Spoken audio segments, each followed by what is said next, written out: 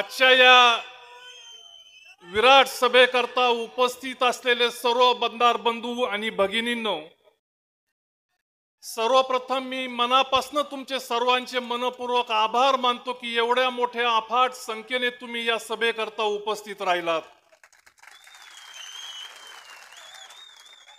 कामाधामाचे दिवस आहेत, ते काम सोडून तुम्ही आज मला पाठिंबा देण्याकरता उपस्थित राहिलात। तुमचे आभार मानावे, उपकार मानावे तेवढे थोडे आहेत। परत एकदा मी आपले सर्वांचे मनपूर्वक स्वागत करतो। उद्धव साहेबांना थोडासा येण्याकरता उशीर होणार आहे, म्हणून आपण सभा सुरू करूयात। परंतु कोणीही या ठिकाणी हलायचं नाही। आपण सर्वजण शिवसेनेचे प्रमुख कार्यकर्ते आहात। ही विधानसभेची निवडणूक होऊ घातलेली आहे। 20 तारखेला आपल्याला मतदान करायचं आहे आणि उद्धव बाळासाहेब ठाकरे शिवसेनेच्या वतीने मी उमेदवार म्हणून तुमच्या सर्वांच्या पुढे उभा आहे।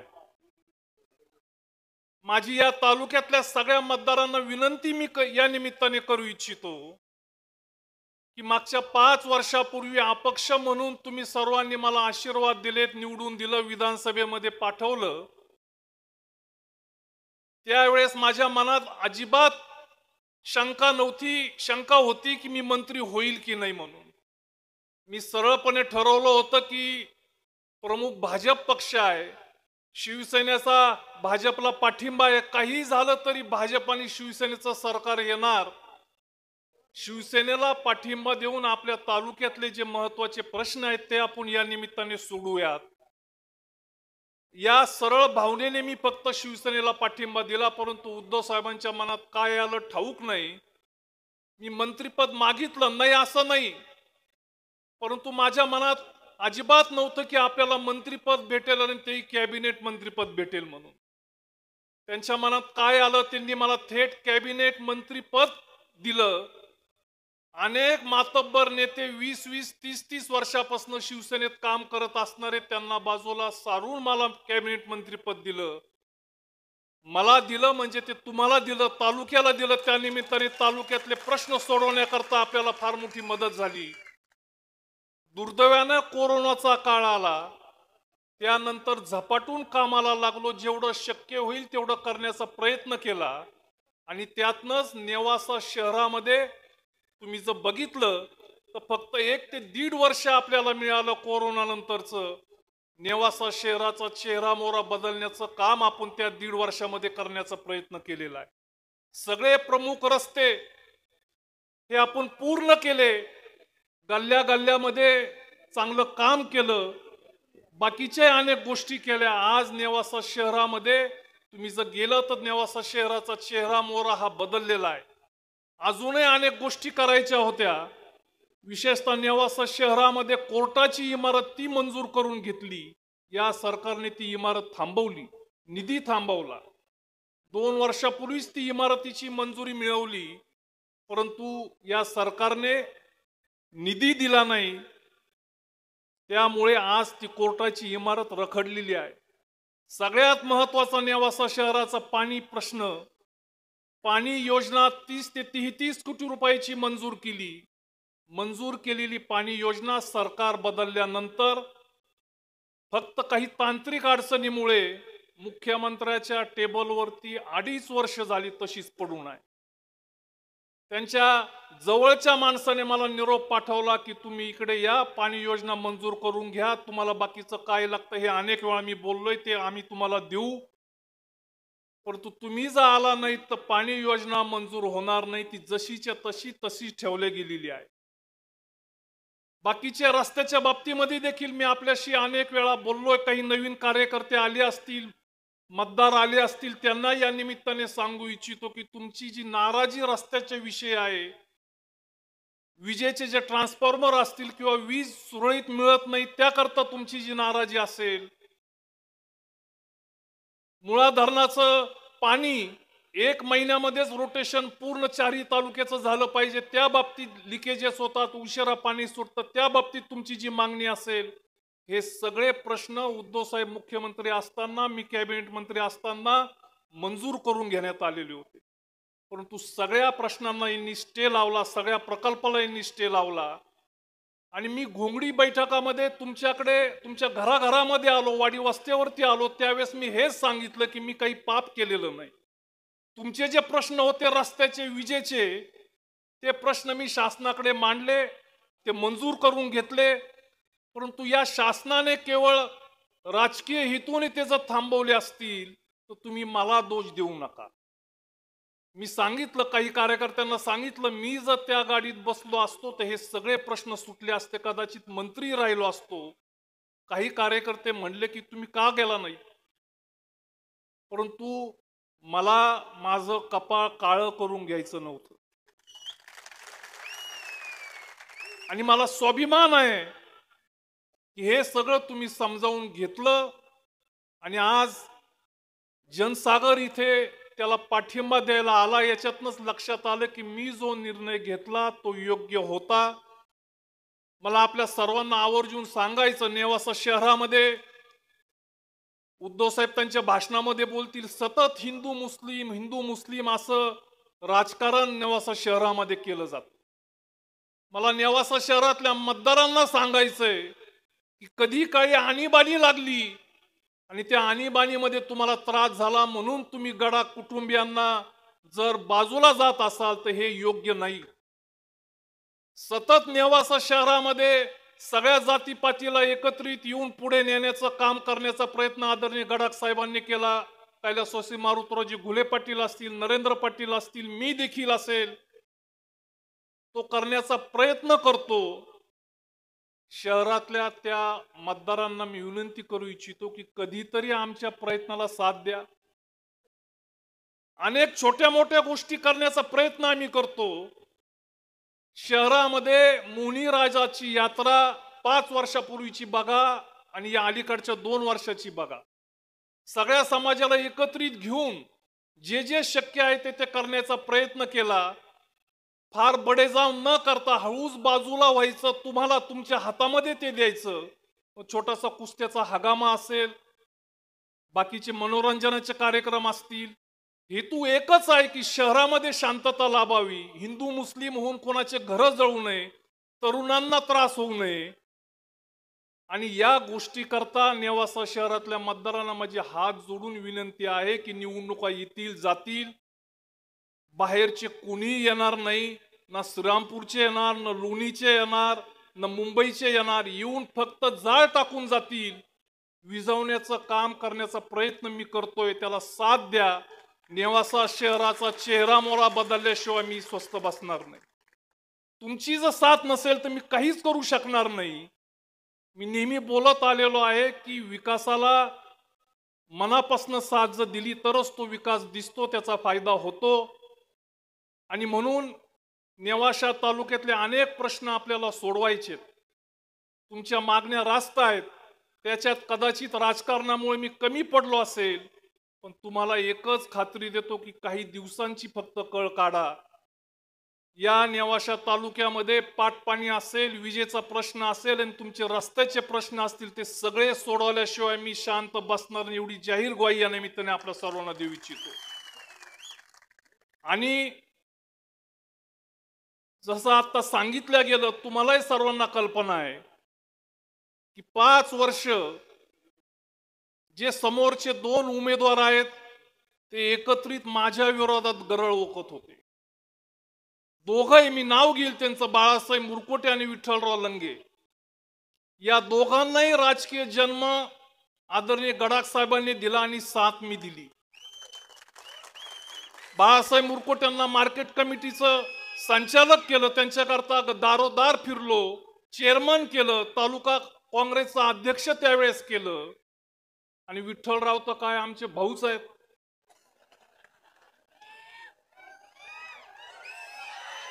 मला जाहीरपणे सांगायचंय, माझ्या मनातही क्लेश झाले ज्यावेळेस कुकाण्याला त्यांनी भाषण केलं की हद्दपार मला करायचं. विठ्ठलराव, या तालुक्यामध्ये तुमच्या मनगटात धमक नाही, मला हद्दपार करण्याची जनता ठरवेल. ज्या माणसाला हाताला धरून आदरणीय गडाख साहेबांनी राजकारणामध्ये आणलं, मार्केट कमिटीमध्ये उभं केलं, संचालक केलं, चेअरमन केलं, 2-2, 3-3 टर्म मार्केटमध्ये मध्ये ठेवलं. जिल्हा परिषदेची निवडणूक लागली. कैलासवासी सुडके पाटील त्यावेळेस जिल्हा परिषदेचे सदस्य होते. मी त्यावेळेस नुकताच राजकारणात आलो होतो, कारखान्याचा चेअरमन झालो होतो. माणसं बघा कशा जागा खाली करून देतात. सुडके पाटलांनी मला, विठ्ठलरावला आणि अजित कहून मंडळीला साहेबांकडे नेलं. सोनईला कारखान्याच्या गेस्ट हाऊस वरती मला अजूनही ती वेळ आणि तो दिवस आठवतो. आणि साहेबांना सांगितलं हात जोडून की मला तिकीट देऊ नका, विठ्ठलराव लंगेंना तिकीट द्या.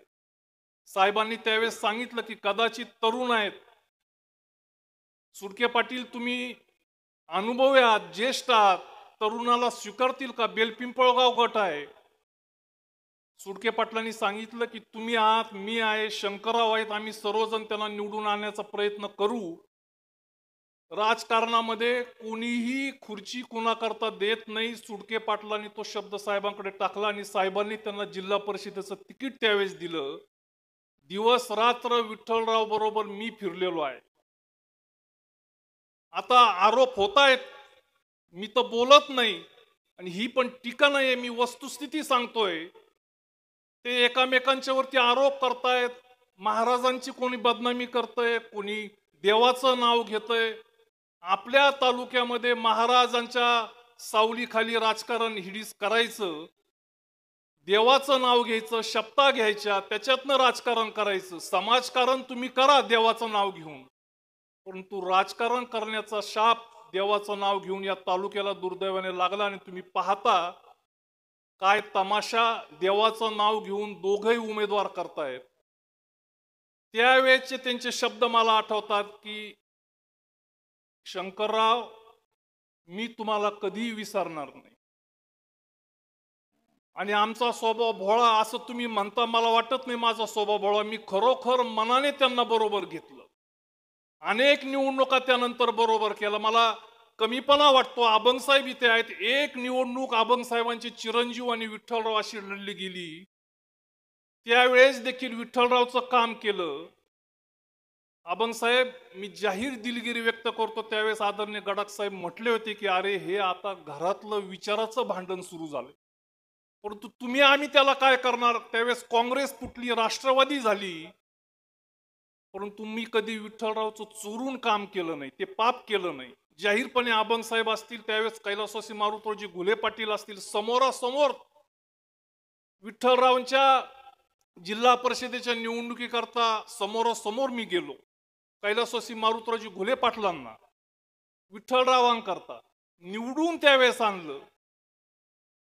त्याच्यानंतर अनेक राजकारण झालं. मतदारसंघ स्वतंत्र होता, परंतु मतदारसंघ स्वतंत्र झाल्यानंतर नेवासा शेवगाव, नेवासा स्वतंत्र झाला. त्यांनी एक निवडणूक माझ्या विरोधात लढवली. लढवल्यानंतर त्यांना अपयश आलं. मी एक शब्दही त्यांच्याविषयी बोललो नाही. ते बोलले न बोलले मला काही माहीत नाही, परंतु त्याच्यानंतर 6च महिन्यामध्ये त्यांचा जवळचा दूत माझ्याकडे आला आणि तो म्हटला की विठ्ठलरावांना तुम्हाला भेटायचंय. मी त्यांना पुण्याला भेटलो. तिथे त्यांनी, मी शपथ घेणार नाही देवाची, मी तुम्हाला सांगितलं राजकारणापायी देवाला मी आणणारा माणूस नाही.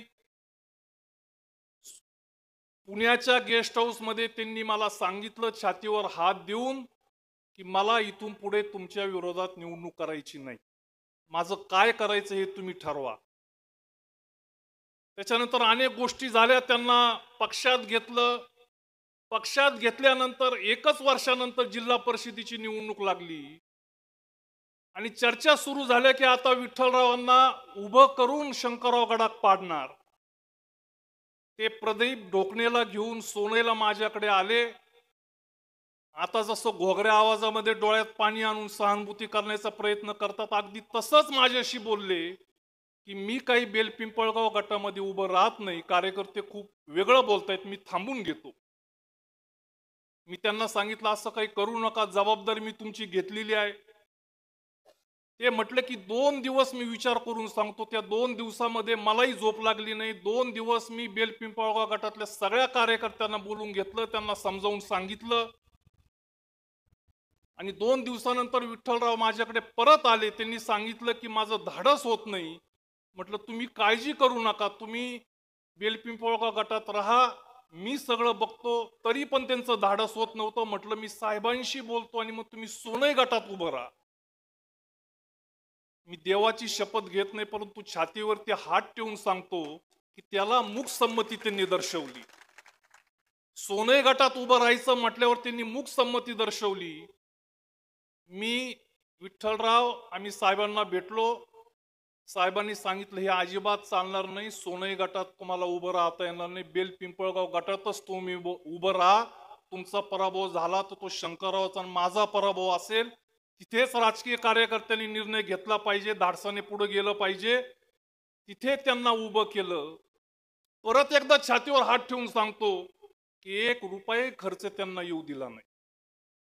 मला हे त्यांनी बोलायला आज भाग पाडलेला आहे. अनेक गोष्टी आहेत, परंतु मी फक्त जी वस्तुस्थिती आहे ती सांगतो. मी टीका अजिबात करत नाही. आणि असे माणूस आज फक्त विधानसभेला उभं राहत आहेत माझ्या विरोधात, म्हणून अशा पद्धतीने जर टीका करायला लागले, विषारी टीका करायला लागले, मी एक विचार करतो, हे दोघ जण यांना काय नाही ते दिलं. पायात बळ आल्यानंतर हे पाया आमच्या डोक्यावरती ठेवायला लागले. राजकारणाचा तो गुणधर्म असेल, परंतु फक्त विचार करा की या दोघांना कदाचित अपक्ष आमदार म्हणून निवडून दिलंय आणि सगळे पक्ष फुटलेत आणि यांनी निष्ठा दाखवली असती का? मलाही अनेक जणांनी या निवडणुकीत वेगवेगळ्या पक्षांनी हात पसरले होते की तुम्ही या, तुम्ही बाकीची काळजी करू नका, तुम्हाला काय वाटेल ते देऊ.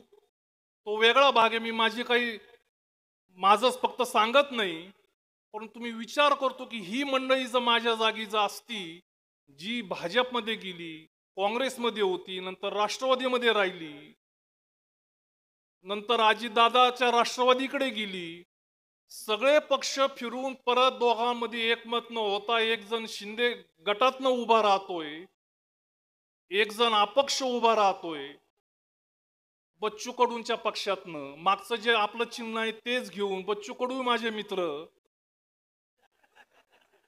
अशा पद्धतीने कुठलाही विचार नाही, कुठल्याही पक्षाशी निष्ठा नाही, अशा लोकांच्या बरोबर आपली लढत आहे. मला अजून एक उदाहरण विठ्ठलरावचं आठवतं. मागच्या वेळेस मी अपक्ष उभं राहिल्यानंतर त्यांच्या घरी गेलो. त्यांना मी स्पष्ट सांगितलं की विठ्ठलराव, मी फक्त आमदार होतोय, दुसरं नंबरचं पद हे तुमच्याकडेच राहणार आहे. शेवटी आदरणीय गडाख साहेबांनी तुम्हाला भाऊ मानलंय, मुलगा मानलाय, मी तुम्हाला भाऊ मानलंय. अंतर ठेवू नका. आणि हे अंतर याच्याकरता नको की तालुक्यात संघर्ष नको. बेलपिंपळगाव गटातले अनेक काम आहेत ते आपल्याला करायचे, त्याकरता संघर्ष नको, तो कमी करूयात. मला त्यांनी शब्द दिला की मी तुमच्या बरोबर आहे. दुसऱ्या दिवशी नारळ फोडायला आले आणि नंतर पंचगंगावाले ससे त्यांच्याकडे रात्री गेले. काय झालं मला माहित नाही. ते मुरकुटेच्या स्टेजवरती गेले. ज्यावेळेस गावागावात ते येतील त्यावेळेस त्यांना विचारलं पाहिजे की तुम्ही नारळ फोडायला शंकररावाच्या जाता आणि नंतर परत 2 दिवसामध्ये असं काय झालं की तुम्ही लगेच दुसरीकडे जाता? कुठे गेली ही निष्ठा? अशा पद्धतीने तालुक्यामध्ये राजकारण चालू आहे. मला आपल्या सर्वांना एकच सांगायचं की कोणाची सत्ता येईल, कोण मंत्री होईल न होईल तो भाग वेगळा. तुम्ही फक्त माझ्यावरती विश्वास ठेवा. मी तुम्हाला विकास काय असतो ते दाखवल्याशिवाय स्वस्थ बसणार नाही. मी आता अजिबात पाठीमागे राहणार नाही. आणि येणाऱ्या निवडणुकीमध्ये कोण किती समोरचे मतं घेतील, आपल्याला किती मिळतील, मला फक्त एकच या निमित्ताने विनंती करायची आहे की महाविकास आघाडीचा जाहीरनामा तुम्ही जर बघितला असेल तर अनेक गोष्टी त्यामध्ये आहेत, परंतु सगळ्यात महत्त्वाच्या 2 गोष्टी त्यामध्ये आहेत. एक, महिलांना महाविकास आघाडीचं सरकार जर आलं तर 3000 रुपये देण्यात येणार आहे. आणि दुसरं सगळ्यात महत्त्वाचं म्हणजे शेतकऱ्यांच्या शेतीमालाचा भाव जो केंद्र सरकार ठरवत असतो. तुम्ही सगळ्यांनी अनुभव घेतलेले आहेत. फक्त घोषणा होतात, परंतु केंद्राची घोषणा कधीही जो भाव असतो सोयाबीनला असू द्या, कापसाला असू द्या, दुधाला असू द्या, कधीही मिळत नाही, खरेदी होत नाही. पीक विमा 5 वर्ष आपण ओरडतोय, विशेषतः या 2.5 वर्षामध्ये 3 वर्षामध्ये 1 रुपयाचा पीक विमा आला नाही. फक्त शेवटच्या महिन्यामध्ये काही जणांना पीक विमा दिला गेला. अशा पद्धतीने तालुक्याला आळं मारायचं, निधी द्यायचा नाही. त्यामुळे जो शेतकरी अडचणीत सापडतो, घोषणा फक्त होतात पण त्याची अंमलबजावणी नेवाशा तालुक्यामध्ये होत नाही, अडवणूक केली जाते. मला आपल्याला या निमित्ताने सांगायचं की मला फक्त विधानसभेमध्ये पाठवा, शेतकऱ्यांना कर्जमाफी करण्याकरता ती आमदार मी पणाला लावेल. आणि ही जी लढाई आपली आहे, तुम्हाला सगळ्यांना या निमित्ताने मी सांगू इच्छितो की समोर विठ्ठलराव अजिबात उमेदवार नाहीत. ही नेवासा विरुद्ध राहता निवडणूक आहे.